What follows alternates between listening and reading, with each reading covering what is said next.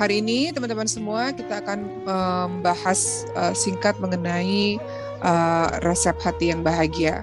Kalau seseorang bertanya pada teman-teman semua, apa sih definisi bahagia itu? Teman-teman akan bahagia kalau apa? Ada yang mengatakan saya bahagia kalau saya punya uang banyak, saya bahagia kalau saya bisa keliling luar negeri, saya bahagia kalau saya punya keluarga yang harmonis, atau saya bahagia kalau bisa memberi. Ya, jadi banyak sekali yang bisa membuat kita bahagia. Tapi rata-rata biasanya orang menjawab yang disebut sebagai bahagia itu biasanya hal-hal yang bersifat material. Tapi tahukah teman-teman semua, Rasulullah SAW ingatkan, yang disebut sebagai orang yang bahagia, orang yang kaya adalah orang yang apa? Dalam hadis riwayat Bukhari Muslim dijelaskan, yang dinamakan orang yang kaya, orang yang bahagia, bukanlah mereka yang memiliki banyak harta atau memiliki kemewahan dunia lainnya. Namun yang dinamakan orang-orang yang kaya dan bahagia adalah mereka yang punya hati yang selalu merasa cukup. Itu yang disebut sebagai orang yang bahagia. Teman-teman punya Instagram, teman-teman lihat di Instagram orang yang punya mobil mewah, rumah mewah, dan segala hal-hal kemewahan lainnya. Apakah teman-teman yakin teman-teman bisa menjamin kalau mereka bahagia? Hal-hal yang teman-teman lihat di dalam sosial media dan terlihat bahagia, sebenarnya tidak demikian sahabat-sahabat sekalian. Setiap orang, ternyata sekaya apapun dia, tetap dia pernah merasa sedih dalam hidupnya, atau bahkan dia nggak merasa bahagia. Jadi betullah apa kata Rasul, bahwa yang bisa membuat kita bahagia, membuat kita kaya, itu bukan urusan duniawi, bukan urusan hal-hal yang kemewahan dunia, tapi letaknya adalah hati yang merasa cukup. Dan teman-teman semua, tahukah teman-teman semua, orang-orang yang memiliki hati yang selalu merasa cukup akan apapun. Sebelum Uma bahas yang lain-lain, Uma ingin membahas ada seseorang yang pernah Uma temui, orang yang kaya raya, dan beliau menghabiskan hartanya banyak untuk rumah Quran. Salah satunya beliau membuka cabang Masjidil Hufad. Kemudian Uma tanya pada beliau katakan, saya merasa cukup Mbak Oki, kata beliau begitu.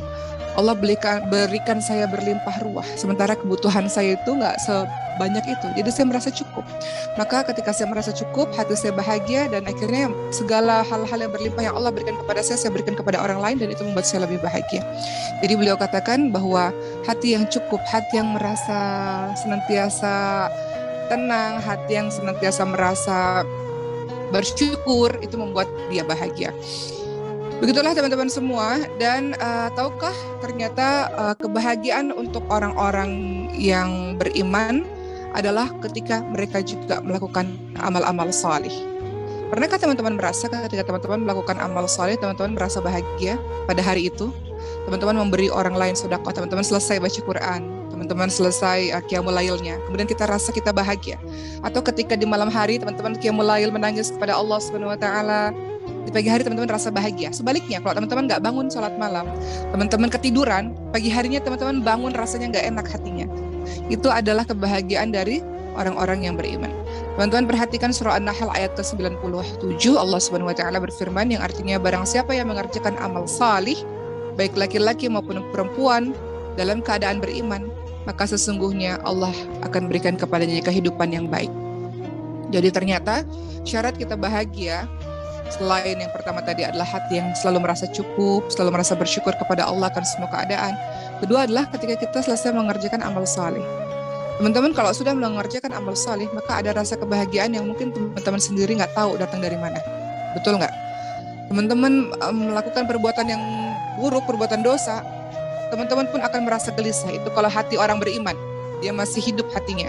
Sedangkan hati orang-orang yang sudah banyak dosa, dia mati. Karena terlalu banyak dosa yang dia kerjakan, maka dia mati. Tapi hati orang yang beriman, ketika dia berbuat ketaatan, kebaikan, maka semakin bergembiralah hatinya.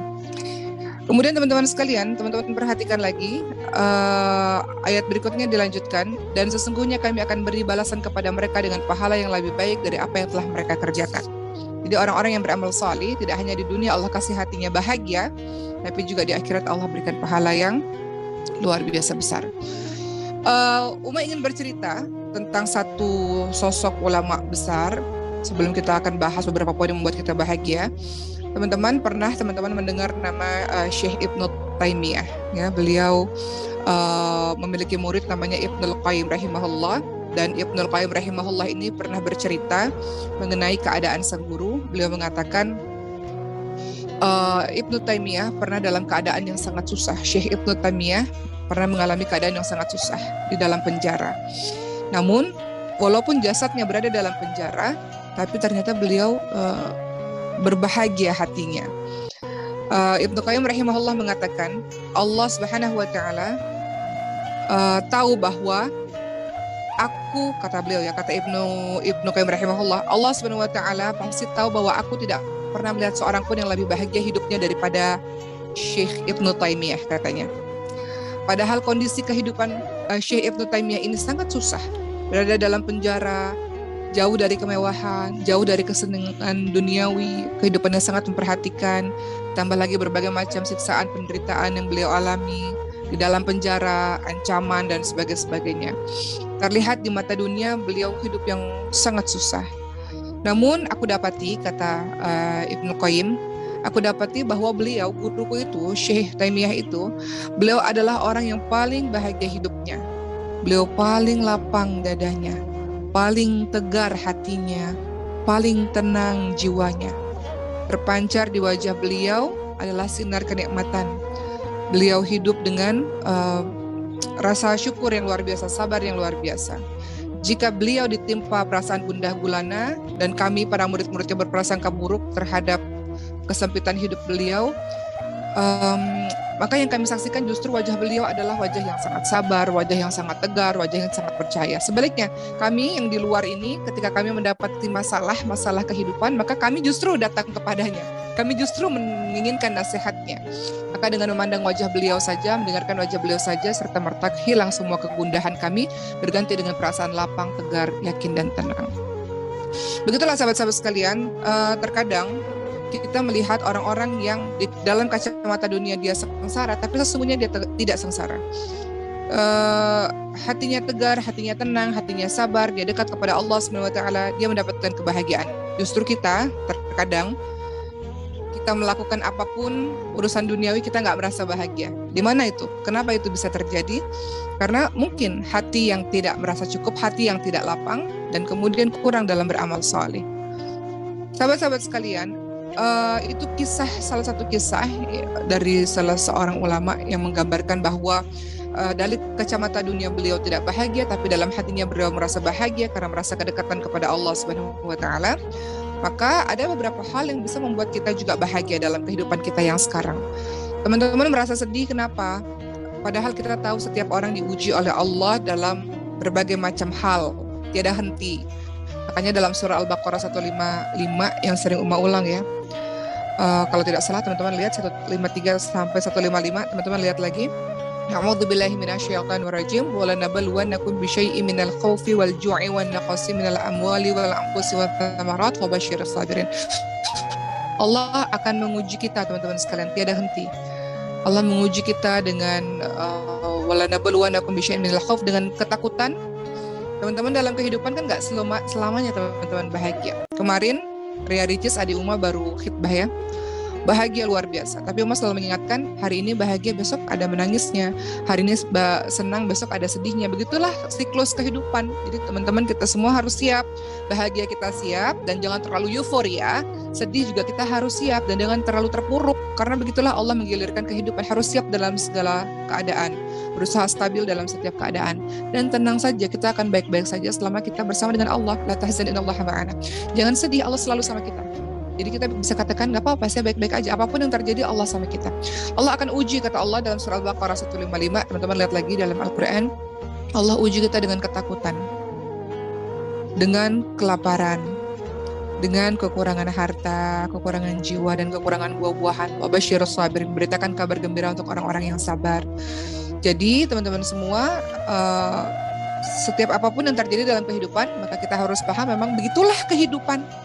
Memang itulah yang seharusnya terjadi dalam kehidupan kita. Tidak selamanya kita bahagia. Kita siap untuk bahagia, maka kita siap juga untuk sedih. Dan jangan terlalu lama sedih-sedih, karena besok kita akan bahagia lagi. Apa resep bahagia teman-teman sekalian? Pertama adalah teman-teman beriman dan beramal saleh yang tadi Uma bilang ya. Resep untuk bahagia adalah pertama kita beriman dan kita beramal saleh. Dalilnya adalah dalam surah An-Nahl ayat 97 yang Uma sebutkan tadi. dengan teman-teman mengerjakan sesuatu dengan penuh keimanan, dengan penuh amal saleh, maka Allah memberikan kebahagiaan hati untuk teman-teman semua. Teman-teman yang sedang menghafalkan Al-Quran, sesusah apapun kehidupan teman-teman, ada rasa bahagia di situ. Allah berikan ketenangan di situ. Teman-teman yang terbiasa qiyamul lail, terbiasa bangun malam, apapun kondisi teman-teman di siang hari, sesusah apapun, sesedih apapun, teman-teman pasti akan rasa bahagia dan rasa kuat. Siapa yang kasih kekuatan? Allah Subhanahu wa Ta'ala. Iman dan amal salih yang membuat kita bahagia dan menolong kita dalam keadaan sulit. Bukankah kita tahu kalau kita dalam keadaan sulit, ada wasilah amal salih yang kita bisa ucapkan kepada Allah? Kemarin mau baru berangkat ke Masjidil Hufat Medan ya. Di sini ada anak-anak Medan dan mau berangkat bersama Umi Dela, salah satu pengasuh Masjidil Hufat, dan kami saling bercengkrama di pesawat karena pesawatnya bergoncang. Kata Umi Dela, Uma sering mengalami dalam safari ini pesawat yang bergoncang. Kemudian Uma katakan, iya. Ngeri nggak? Ngeri. Ingat mati tuh, pasti udah kebayang nih matinya gimana. Terus kalau udah dalam keadaan begitu, apa yang Uma ingat? Atau Uma juga tanya, apa yang Umi Dela ingat? Kemudian kami saling bercerita dalam kondisi safar, dalam kondisi yang sangat merasa bahwa ini akhir hidup. Yang kita ingat adalah amal solih kita kemarin, waktu kemarin ngapain aja ya. Dan kemudian kami sama-sama saling mengatakan, iya, kalau udah dalam keadaan kayaknya ini hari terakhir dalam hidup, kita langsung membayangkan Maskanul Hufat atau amal solih lainnya lah. Ya, ternyata amal solih itu membuat kita tenang, teman-teman sekalian. Karena ketika kita salah satunya dalam keadaan sulit, dalam hadis riwayat muttafaqun alaih ya, kalau kita dalam keadaan sulit sekali, nggak ada yang bisa bantu, maka wasilah agar kita dibuat bahagia oleh Allah, diselamatkan oleh Allah adalah dengan perantara amal solih kita. Jadi kita bisa ucapkan pada Allah amal solih kita yang ikhlas, yang lillah karena Allah. Dan dengan amal solih itu Allah bisa dengarkan doa kita, Allah bisa menyelamatkan kita, Allah bisa membahagiakan kita, Allah bisa membuat kita terhindar dari kesedihan. Amal solih. Ini asantum li anfusikum. Semua kebaikan yang kau lakukan ya untuk dirimu sendiri. Begitu teman-teman sekalian. Medela juga mengatakan waktu itu pernah berlibur bersama dengan santri-santri lainnya, naik kapal dan ombaknya luar biasa kencangnya sehingga sudah berpikir mungkin tenggelam di sini. Lagi-lagi yang teringat adalah amal soleh. Itu yang membuat tenang, itu yang membuat bahagia, itu yang membuat terhindar dari berbagai macam kesulitan. Jadi kalau teman-teman merasa sedih, susah, galau hatinya, berhari-hari, berlarut-larut, coba teman-teman bangkit dan teman-teman obati diri teman-teman dengan amal soleh. Dengan begitu teman-teman akan diberikan oleh Allah kebahagiaan, insya Allah. Berikutnya yang kedua, apa sih yang membuat kita bahagia selain kita fastabiqul khairat, berlomba-lomba dalam kebaikan? Apa yang buat kita bahagia teman-teman sekalian? Adalah menuntut ilmu yang bermanfaat. Menuntut ilmu itu membuat kita bahagia. Menyibukkan diri dengan mempelajari ilmu yang bermanfaat, ya. Kemudian teman-teman akan teralihkan perhatiannya dari yang mungkin sedih-sedih, yang mungkin berpikiran yang tidak-tidak, teman-teman akan teralih pikirannya dan teman-teman akan bahagia dengan itu. Salah satu contoh, ada seorang santri yang masuk ke Masjidil Hufat, broken home, ya, ayah ibunya sudah meninggal, ayahnya menikah lagi, meninggalkan mereka anak-anaknya. Sedih, terpuruk, merasa tidak disayangi, merasa tidak diperlukan lagi oleh sang ayah, tidak dipedulikan lagi. Apa yang beliau lakukan? Untuk menghapus kesedihannya, beliau masuk ke Masjidil Hufat, beliau belajar sungguh-sungguh, belajar Al-Quran. Masya Allah. Atau ada kisah-kisah lain, banyak sekali, kisah-kisah lain banyak. Ada yang mu'alaf, ya, di Masjidil Hufat juga ada yang mu'alaf, kemudian mendapatkan KDRT dari rumahnya, kemudian sedih yang berkepanjangan, akhirnya mengobatinya adalah dengan menuntut ilmu yang bermanfaat. Ketika teman-teman belajar, teman-teman akan teralihkan pikirannya, hatinya dari sesuatu yang menggoncangkan hati teman-teman kemarin.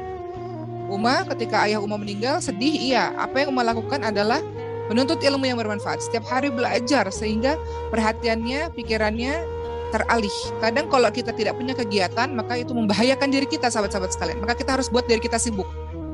Sibukkan diri kita dengan kebaikan sehingga kita tidak punya waktu lagi untuk mengerjakan, memikirkan hal-hal yang buruk atau hal-hal yang membuat kita sedih.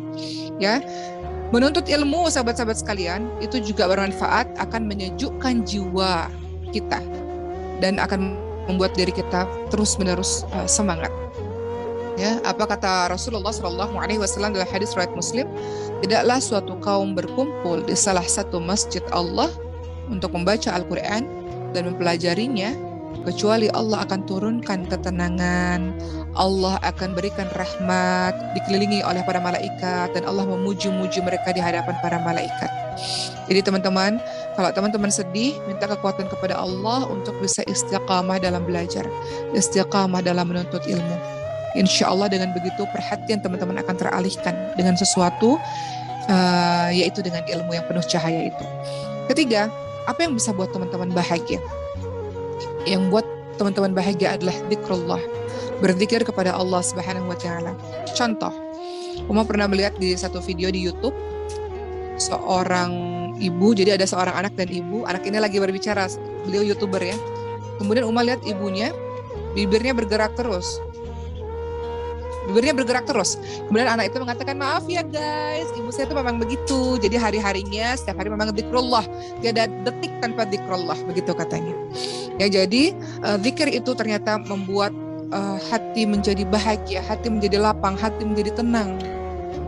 Maka apapun yang terjadi dalam kondisi apapun, zikrullah. Diamnya orang yang beriman itu bukan bengong, apalagi mikir yang tidak-tidak, tapi dia zikrullah. Man kana yu'minu billahi wal yawmil akhir falyaqul khairan aw liyasmut. Barang siapa yang beriman kepada Allah dan hari akhir, hendaklah dia berkata-kata yang baik atau dia diam. Dan diamnya orang-orang beriman adalah zikrullah. Teman-teman bisa mengatakan subhanallah, alhamdulillah, wa la ilaha illallah, Allahu akbar, atau istighfar sebanyak-banyaknya.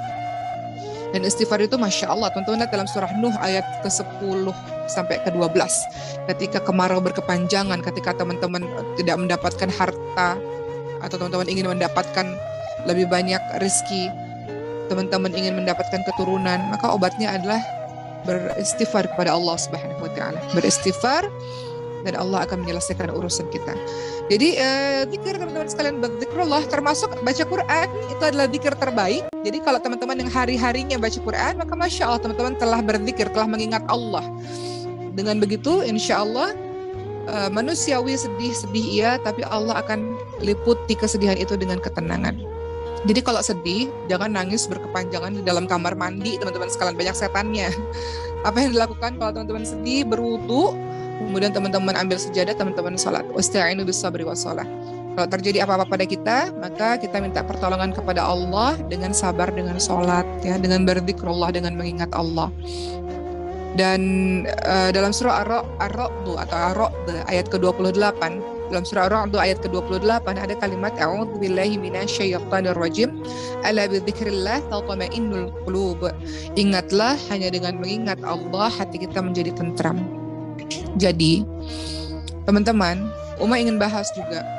Kemarin sempat viral video anak-anak yang menghafalkan Quran ketika mendengarkan musik menutup kuping. Kenapa itu terjadi? Karena orang-orang yang hatinya dipenuhi dengan Quran, dipenuhi dengan zikrullah, secara otomatis dia tidak akan nyaman mendengarkan musik-musik, karena zikrullah setiap detiknya, Masya Allah.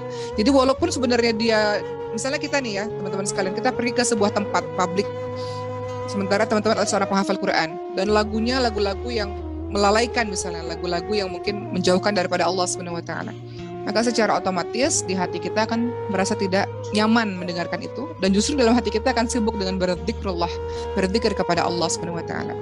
Dan sahabat-sahabat sekalian, ketahuilah dengan memperbanyak zikir, maka itu mempermudah teman-teman nanti ketika teman-teman Allah takdirkan sakaratul maut. Salah satu ciri husnul khatimah apa? Yang akhir hidupnya la ilaha illallah. Kenapa dia bisa ucapkan kalimat la ilaha illallah padahal sakaratul maut dalam kondisi susah? Sakaratul maut itu sakit sekali, sahabat-sahabat sekalian, sakit sekali. Dan tidak semua orang bisa mengucapkan kalimat la ilaha illallah. Tapi kenapa ada orang bisa ucapkan kalimat la ilaha illallah? Karena hari-harinya zikrullah. Jadi Allah mudahkan dia mengucapkan kalimat la ilaha illallah. Perbanyak zikir sehingga tidak ada waktu lagi untuk membicarakan orang lain atau gosip dan sebagainya.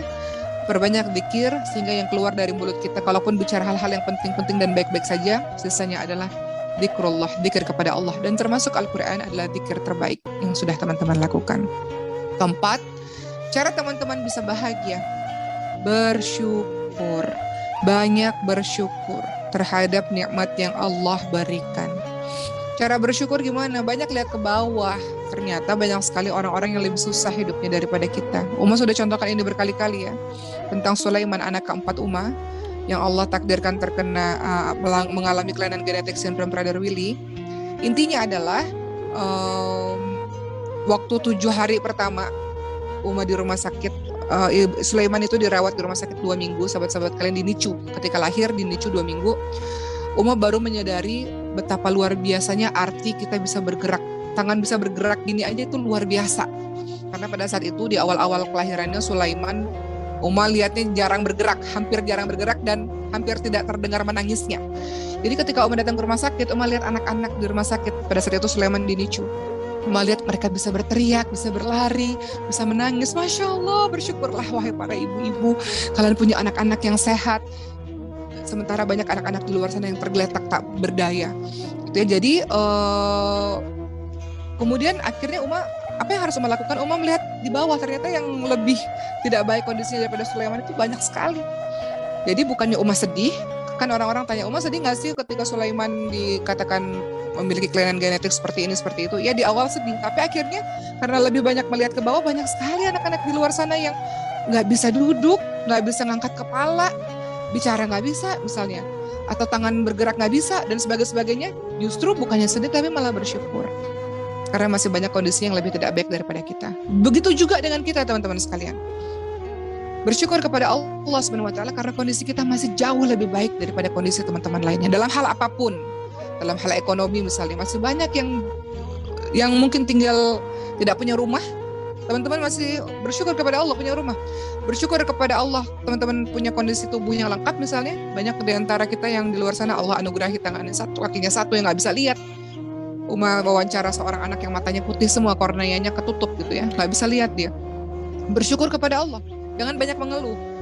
Nah, kalau mengeluh berarti nggak bersyukur artinya ya. Apa yang kau keluhkan sementara nikmat Allah sangat-sangat banyak? Nggak bersyukur itu namanya. Fabi ayyi ala'i rabbikuma tukadziban. Maka nikmat Tuhanmu yang mana lagi yang engkau kita harus banyak bersyukur. Yang kau dustakan tuh yang mana lagi? Terlalu banyak nikmat Allah, engkau berkonsentrasi kepada satu kesedihan, berkonsentrasi pada satu keburukan. Padahal nikmat Allah tuh banyak tak terhitung. Tapi kita merasa sedih karena hanya satu kesedihan saja. Sehingga kita membuat lupa. Kita ini lupa dengan begitu banyak nikmat Allah yang Allah berikan kepada kita. Dengan teman-teman sekalian, dalam surah Ibrahim ayat 7, Allah Subhanahu wa taala ingatkan, a'udzubillahi minasyaitonir rajim, la in syakartum la azidannakum wa la in kafartum inna 'adzabi lasyadid. Sesungguhnya kalau kamu banyak bersyukur, Allah akan tambahkan nikmat. Kalau kamu enggak bersyukur, kamu mengingkari nikmatku, maka sesungguhnya azab Allah adalah sangat pedih. Banyak bersyukur teman-teman sekalian. Jangan menjadi orang yang meminta dikasihani oleh orang lain. Orang lain kita ini bersedih berlarut-larut, menangis berlarut-larut, terseduh-seduh, mengadukan keterpurukan kita di hadapan Allah Subhanahu wa taala pada saat qiyamul lail misalnya. Tapi di depan orang banyak sedih itu wajar, tapi tidak berlarut-larut. Di depan orang banyak sewajarnya saja. Sebagaimana Nabi Muhammad SAW pernah sedih ketika anaknya meninggal, sedih. Nabi Muhammad SAW sedih ketika anak bayinya namanya Ibrahim dari seorang wanita namanya Maria Qibtiyah meninggal dunia. Nabi Muhammad SAW sedih, tapi sedihnya cukup dengan meneteskan air mata saja. Bukan sedih yang berlarut-larut, bukan sedih yang minta dibelas kasihani, bukan sedih yang yang seolah-olah kita paling malang sedunia. Teman-teman sekalian, orang yang paling malang lebih banyak daripada dirimu. Jadi jangan merasa diri kita paling malang sedunia. Tidak perlu teman-teman sekalian. Jadi syarat atau cara kita bahagia banyak bersyukur. Ingat-ingat nih, kemarin-kemarin Allah sudah kasih kebaikan banyak sekali. Uma sering ceritakan ini, tapi Uma ingin ulang-ulang. Nabi Ayub alaihissalam, teman-teman lihat dalam surah Al-Anbiya ayat 83. Beliau mengatakan, teman-teman lihat ya, Uma lupa kalimatnya, tapi teman-teman lihat di situ ada kalimat wa anta arhamur rahimin. Ani masani yaqdur wa anta arhamur rahimin, kata Nabi Ayub. Nabi Ayub ini awalnya adalah orang yang sangat gagah, tampan, harta kekayaan melimpah ruah, seorang pemimpin, seorang nabi, punya anak-anak yang banyak, puluhan tahun. Tapi Allah kemudian dalam sekejap Allah habiskan hartanya, Allah matikan anak-anaknya, Allah kasih penyakit kulit yang begitu mengerikan. Allah membuat seluruh kaumnya meninggalkan Nabi Ayub. Dan sampai istrinya mengatakan, minta sama Allah agar kembalikan itu semua untuk kita. Nabi Ayub mengatakan, saya malu. Kenapa? Karena puluhan tahun kemarin Allah kasih kebahagiaan untuk kita. Kita baru diuji sedikit, jadi jangan mengeluh. Nabi Ayub hanya mengatakan, ya Allah saya sakit ya Allah, tapi aku tahu Engkau yang maha pengasih dari semua maha pengasih, dari semua pengasih. Engkau maha penyayang dari semua penyayang. Begitu. Jadi Nabi Ayub alaihissalam mengajarkan pada kita semua, jangan berkonsentrasi pada satu kesedihan. Kebahagiaanmu lebih banyak yang patut engkau syukuri. Jangan karena satu kejadian membuat engkau sedih berlarut-larut, menghancurkan hari-harimu. Jangan teman-teman sekalian. Jangan karena putus cinta, karena satu orang saja rusak hari-harimu. Jangan teman-teman sekalian. Bangkit dan kemudian banyak yang bisa engkau syukuri untuk membuat engkau bahagia. Kelima, apa cara kita bisa bahagia? Doa. Teman-teman berdoa dengan berbagai macam doa. Teman-teman ucapkan saja. Diberikan doa, diberikan kebahagiaan oleh Allah. Doa sapu jagat misalnya, Rabbana atina fid dunya hasanah wa fil akhirati hasanah wa qina adzabannar. Doa terus menerus. Senjata umat Islam adalah doa dengan berbagai macam adab-adab doa yang pernah kita bahas sebelumnya. Adab-adab doa itu apa? Teman-teman salah satunya adalah teman-teman meminta ampun dulu kepada Allah. Adab berdoa adalah teman-teman memuji-muji Allah, teman-teman selawat dulu kepada Rasulullah SAW, teman-teman minta kepada Allah dengan hati yang khusyuk, dengan hati yang betul-betul merasa perlu dengan doa tersebut. Teman-teman memastikan bahwa di diri teman-teman semuanya adalah halal, tidak tercampur yang haram, karena haram membuat kita doanya tidak terdengar oleh Allah. Teman-teman perhatikan waktu-waktu mustajab berdoa, misalnya ketika hujan, setelah mengerjakan amal soleh, setelah azan sebelum iqamat, dan sebagainya. Jadi teman-teman berdoa agar Allah Subhanahu wa Ta'ala memberikan teman-teman semua kebahagiaan dunia akhirat, kebahagiaan apapun, ya. Termasuk doa bahagia kalau teman-teman mau keluarganya sakinah mawaddah warahmah, teman-teman doa tuh dalam surah Al-Furqan 74. Rabbana hab lana min azwajina wa dzurriyyatina qurrata a'yun waj'alna lil muttaqina imama. Kita doa supaya saudara-saudara kita, keluarga kita, keturunan kita itu menjadi orang yang membahagiakan hati kita, menyejukkan hati kita. Karena terkadang justru di rumah itu yang membuat kita nggak bahagia. Ada orang yang di rumahnya itu bertengkar terus dengan kakak adik. Ada orang di rumahnya itu melihat papa mamahnya, ayah ibunya bertengkar terus, sedih dia di rumah. Maka doa, banyak doa kepada Allah Subhanahu wa Ta'ala agar orang-orang yang kita sayangi, orang-orang terdekat keturunan kita menjadi orang yang membahagiakan diri kita, menyejuk hati kita. Begitu teman-teman sekalian, jadi jangan remehkan doa. Karena Allah mendengarkan semua doa, ya. Ud'uni astajib lakum, berdoalah kepadaku maka akan aku perkenankan kepadamu. Ud'uni astajib lakum. Kemudian yang berikutnya yang teman-teman bisa lakukan adalah tawakal 'ala Allah. Itu yang membuat teman-teman bahagia dan tenang dalam kehidupan. Hati kita bersandar kepada Allah, kita bertawakal kepada Allah, kita tidak menyerah kepada prasangka-prasangka yang buruk. Ya, maksudnya kita jangan mengikuti prasangka-prasangka buruk. Apapun yang Allah takdirkan kepada kita, insya Allah selama kita bersama dengan Allah, semuanya terselesaikan insya Allah teman-teman sekalian. Dalam surah Al-Baqarah 216, semua sangat suka ayat ini. A'udzubillahi minasyaitonirrajim wa 'asa an takrahu syai'a wa huwa khairul lakum wa 'asa an tuhibbu syai'a wa huwa syarrul lakum wallahu ya'lamu wa antum la ta'lamun. Boleh jadi apa yang kamu enggak suka, kan ada nih dalam setiap keadaan. Saya nggak suka keadaan ini ya Allah. Kenapa engkau nggak adil ya Allah? Kenapa ini terjadi kepada saya ya Allah? Kata Allah, boleh jadi apa yang kamu nggak suka itulah yang terbaik untuk kamu. Allah sedang ingin kamu bermunajat kepada Allah. Allah sedang ingin kamu bersabar. Allah sedang ingin melatih kamu untuk kuat, melatih kamu untuk tangguh, melatih kamu untuk menjadi orang yang lebih baik. Maka Allah kasih kesusahan. Kata Allah, boleh jadi apa yang kamu nggak suka itulah yang paling baik untuk kamu. Sebaliknya, boleh jadi apa yang kamu suka, yang kamu idam-idamkan, itu sama sekali nggak baik untuk kamu. Allah mengetahui, manusia tidak mengetahui sama sekali. Jadi bertawakal kepada Allah, bersandar, berserah penuh kepada Allah. Apapun yang terjadi, tugas kita adalah ikhtiar sampai titik darah penghabisan dan berdoa kepada Allah dan tawakal kepada Allah. Contoh, kalau mencontohkan dalam kehidupan sehari-hari, dalam kasus Sulaiman, ya, dalam kisah Sulaiman. Sulaiman yang tadi Uma bilang kelainan genetik Prader-Willi syndrome. Apa yang Uma lakukan bentuk tawakal kepada Allah adalah tugas Uma sebagai manusia biasa adalah berikhtiar semaksimal mungkin.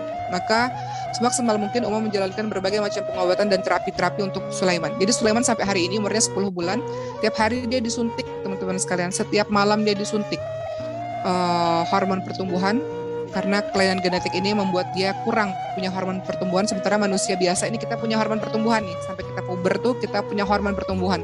Tapi Sulaiman kurang di situ sehingga harus disupport dari luar. Jadi tiap malam disuntik, kemudian Sulaiman setiap malam dia harus pakai alat bantu nafasnya supaya nafasnya baik, karena kelainan genetik ini membuat salah satu otot-ototnya itu harus otot-ototnya lemah sehingga harus dilatih, dan ketika otot lemah itu membuat bernafasnya juga perlu dibantu untuk beberapa waktu. Jadi dia pakai alat bantu nafas setiap malam. Kemudian Sulaiman harus menjalankan terapi. Dia ada terapi fisioterapi, atau kalau mungkin orang dewasa kayak olahraga ya. Dan setiap kali fisioterapi nangis dianya. Kemudian terapi wicara dan sebagainya lah. Itu namanya ikhtiar manusia. Dan doa kepada Allah Subhanahu wa taala. Tiap malam sebagai seorang ibu, ya Uma berdoa tiap malam kepada Allah, ya Allah, saya ingin anak ini ya Allah untuk dijadikan sebagai orang yang mengabdi pada agamamu, ya Allah, sehatkan dia ya Allah. Kemudian tawakal Allah, bersandar kepada Allah, berserah kepada Allah. Kata sebagian orang di luar sana, kayaknya susah begini begitu. Umat tidak mendengarkan itu. Yang umat tahu adalah sebagai manusia biasa, ikhtiar maksimal, doa, dan tawakal kepada Allah, berserah kepada Allah. Apapun yang terjadi, berserah kepada Allah. Yang penting tugas kita adalah sudah kita lakukan dengan semaksimal mungkin. Tawakal ala Allah, apapun yang terjadi, alhamdulillah, segala puji bagi Allah, atau alhamdulillah ala kulli hal, segala puji bagi Allah untuk setiap keadaan. Tawakal. Begitu pula keadaan teman-teman. Setiap dari kita punya ujiannya masing-masing. Maka bertawakal kepada Allah. Tawakal bukan berarti teman-teman diam nggak melakukan apapun, bukan. Tawakal adalah teman-teman ikhtiar.